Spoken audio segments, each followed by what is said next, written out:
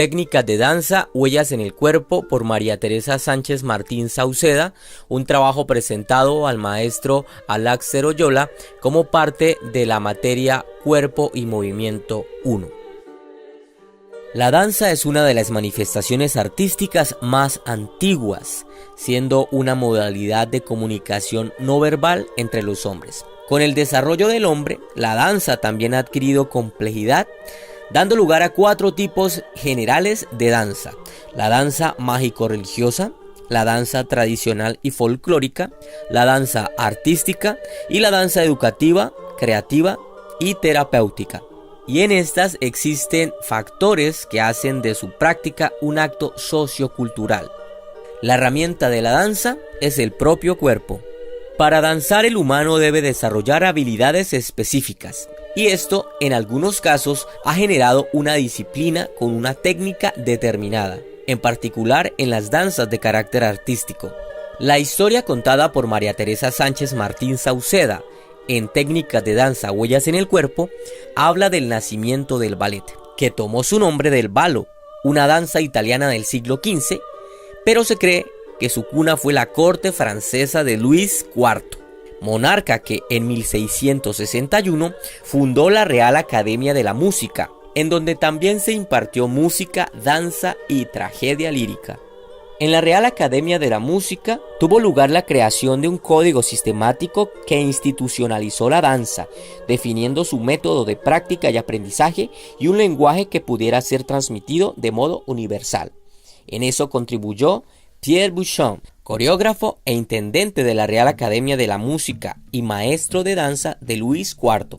Allí el arte se encontraba sometido a reglas absolutas y vigilancia del artista, porque en fin y en últimas se trataba de un ballet concebido para divertir al rey absolutista y a la corte, y meramente para escenificar su poder y su legítimo dominio en todas las esferas de lo social. Durante el siglo XVII, XVIII y XIX, en el ballet se van condensando y expresando una serie de pensamientos y principios de aquella época. De la mano de la academia y escuelas de danza, se mantuvieron, profundizaron y perfeccionaron los principios derivados del neoclasicismo y del racionalismo, con el agregado del romanticismo posterior. La creación del ballet y sus concepciones de cuerpo, tiempo y espacio están enlazadas al pensamiento de la edad moderna. Se entiende el cuerpo como mecanismo, una máquina que ocupa un lugar en un espacio-tiempo y que obedece a las leyes de la matemática y la geometría, es decir, un cuerpo extenso, mecánico, espacial y geométrico. En el ballet se expresa la exaltación de los sentidos y la libertad como distintivo entre el ser humano y el animal, concediéndole a este superioridad.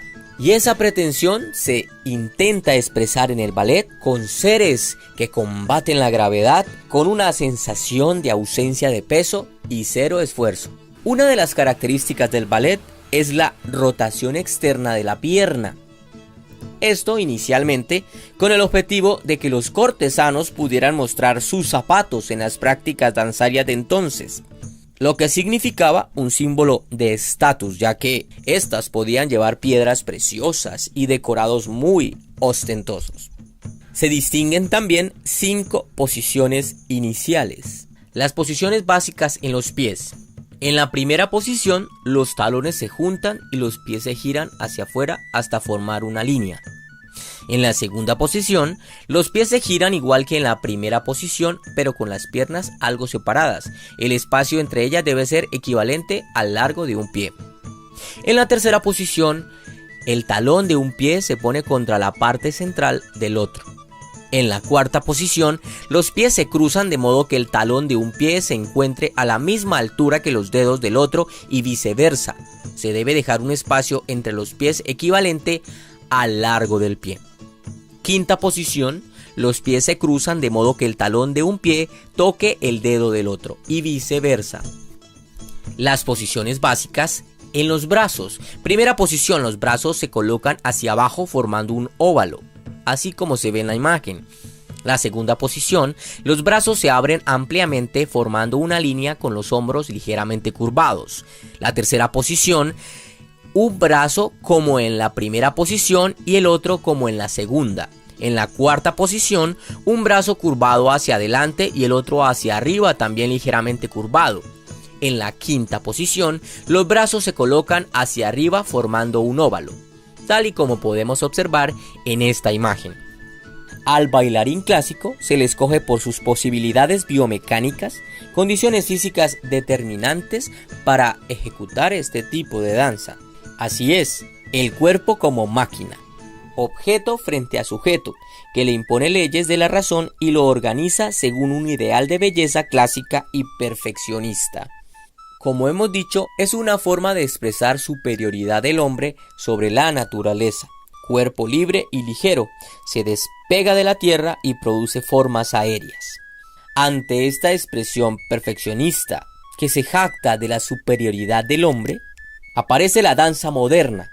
La danza moderna nace en la era de las revoluciones, a mediados del siglo XVIII y principios del XIX, en medio del auge de la burguesía, la revolución industrial, las guerras, etc., apareció este estilo de danza como una forma de romper lo preestablecido y brindarle libertad al bailarín, lo que no significa dejar de tener disciplina. Por el contrario, se abraza a la técnica para lograr la liberación. Los cambios desatados por las revoluciones facilitaron el florecimiento de una nueva forma de arte, corrientes en Europa y Norteamérica conocidas como ismos. Nuevas líneas de creación que tienen en común romper con el pasado y todo lo considerado una ley en el arte. Porque lo que distingue al arte moderno de los otros estilos artísticos es que marca el ascenso a un nuevo nivel de conciencia, reflexiona en los sentidos y los métodos de representación. Es en la danza moderna en donde aparece la asimetría, algo que descentraliza definitivamente la coreografía. El bailarín se expresa desde lo subjetivo, desde lo emocional y lo espiritual.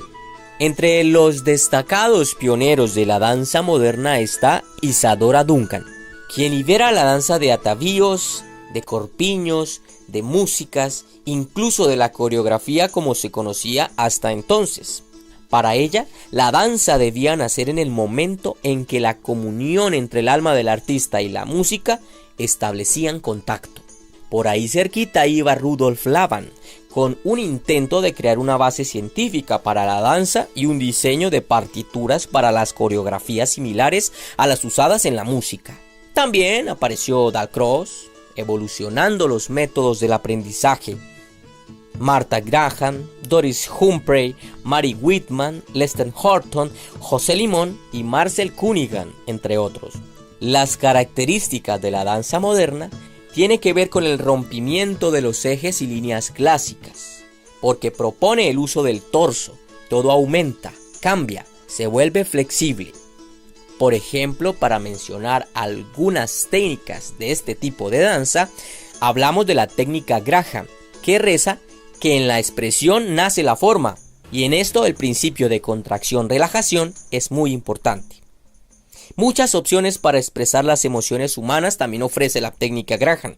El torso y la pelvis son los principales motores del movimiento y la expresión. Brazos y piernas traspasan los límites clásicos y el suelo mismo cobra importancia, ya que muchos movimientos dependen de él, partiendo de él y hacia él.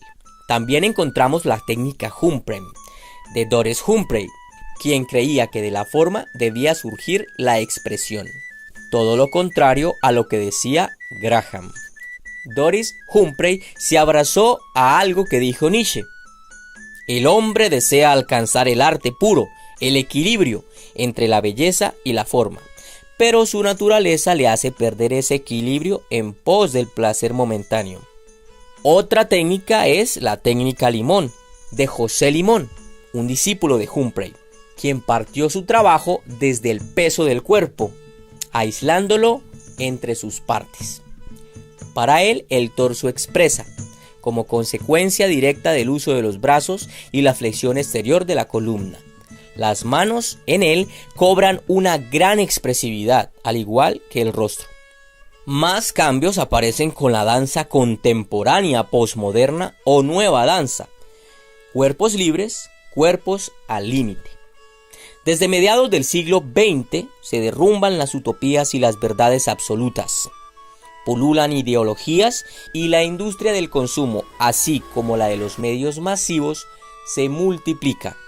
Y aparece la pregunta, ¿qué es el arte? Y la respuesta, el arte lo elige su público, lo comprende, lo comparte, lo admira, lo consume o no lo hace. Punto. El arte es y no es al mismo tiempo. El artista es libre, pero responsable, porque su obra debe gustar, llegar a un público y que la crítica lo aprecie como tal. En este momento de la danza contemporánea, la danza se alimenta de todo. Las nuevas tendencias recogen los estilos populares y de la calle, como el hip hop, para mezclarlos con el clásico de la danza moderna, dando lugar a nuevas líneas como la danza lírica. Y así, también la danza africana, el buto o la oriental son mezcladas con otras técnicas, como tentación hacia la evolución. Todos los conceptos sobre el cuerpo, anatomía, fisionomía, fisiología, biomecánica, se enriquecen y aportan novedades según su evolución. Aparece la improvisación aparentemente como técnica, y es Isadora Duncan la referencia más fuerte de este momento. Ella esperaba a través de la improvisación el impulso interno auténtico para la creación.